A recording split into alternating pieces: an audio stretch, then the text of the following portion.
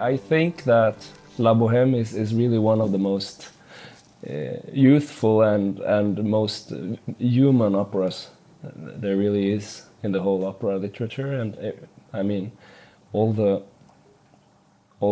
characters are very very human, very meat and blood, like persons. I mean, they try to impress each other and they try to do this and that and be cool guys and.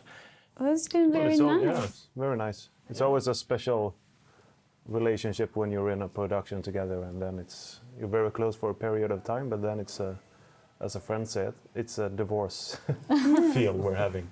So you work very close together, and then one day it's over, and it's very sad. But and of course, the best time is rehearsing time. Yeah, The most precisely. fun you have. It's the most. Yes.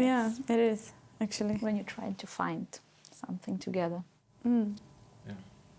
And also for this production, we did field trips. We went to museums to see Munch's paintings and we went to the Strindberg Museum as well.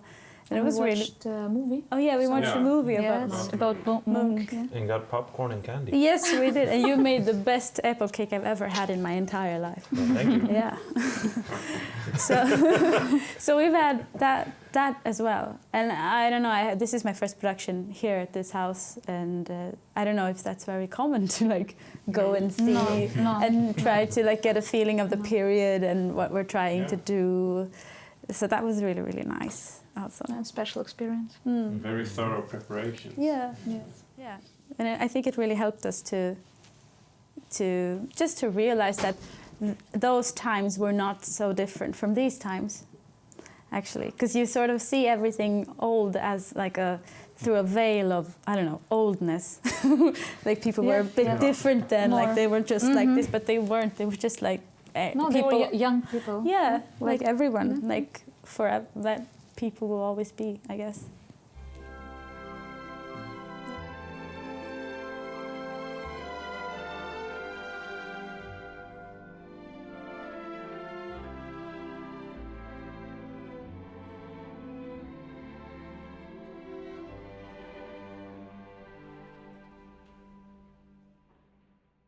First of all, I sat in his bed, which I think is not allowed, but so now after this I will go to jail. But well, I allow myself some Latino behavior in a Swedish museum. Was a great feeling. I mean, to sit on that bed, it was like fire coming under. Maybe it was just suggestion. God knows, maybe it's not the same bed, but the suggestion was. And there was that book sitting in the other side of the room in the shelf called Boheme Suédoise. And I was like, what's going on? A Boheme Suédoise? Is there something like a Boheme Suédoise, you know?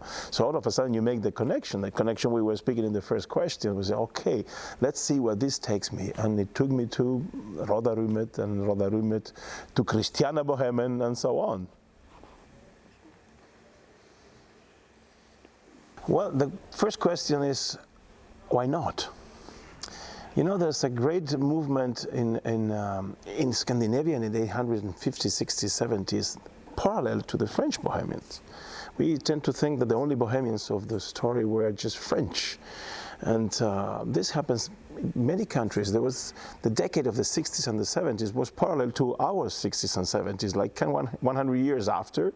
We have this, every 100 years we have a Bohemian hippie revolution. And this was what happened in Oslo, in Christiania at the time, and also here with Strindberg and his Rådharummet, etc., etc. So it was a perfect match.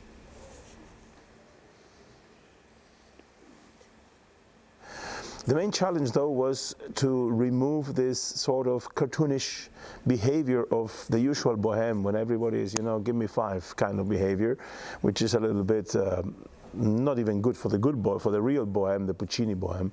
But it was even worse considering that on stage we have Munch and Strindberg, two guys that were really not give me five guys. They were very moody, very psychopaths, etc. So the biggest challenge was to adapt the gay music and this happy behavior to Scandinavian mood, which is of course not always, as you all know, the happiest of moods. Look, given the light, given the kind of sun you have, etc., etc. And in winter and in Christmas Eve is where you have the more, you know, the depth of light and the shortest days, etc. Well, I have to say I had no connection at all with Munch until I discovered, not that I didn't know that Munch existed, but as a lot of people, and a lot of people even in Scandinavia, Munch is just a painting in a museum. And when you start digging in there, you discover a whole universe behind the painting in the museum, and a whole world of adventures with color and impressions. And as he said, I don't paint what I see, I paint what I saw. You know, it's an incredible quote which helps you build in the whole thing. So I cannot say I'm a Munch expert today, but I think I'm a Munch fanatic in the full sense of it. And many friends here in Scandinavia are saying to me, it took an Argentinian to be here to remind us that we had a Munch.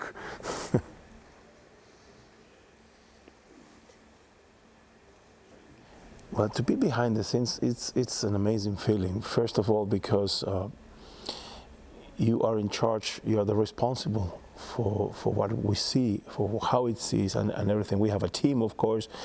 I have my personal team and the whole theater team behind me, so I'm not taking decisions randomly and alone. It's really teamwork. But ultimately, the last word is mine, and it's a great responsibility, a great chance, and a great fun to do, but it comes with obligations, of course. But I have to say that here and there are moments where I would love to jump on stage and say, "Let me do it," you know. And actually, I do it a lot to my singers. I say, "Can I just sit in your place? I need to feel it in my body." You know, I think you cannot deny that part. I cannot deny that part of me, which I love. I mean, if I'm here, it's because of what I did as a tenor. Because what I do as a stage director, it's, I think, good. It's honest. It's professional, but it still has a lot of time ahead to develop the same way my tenor career developed.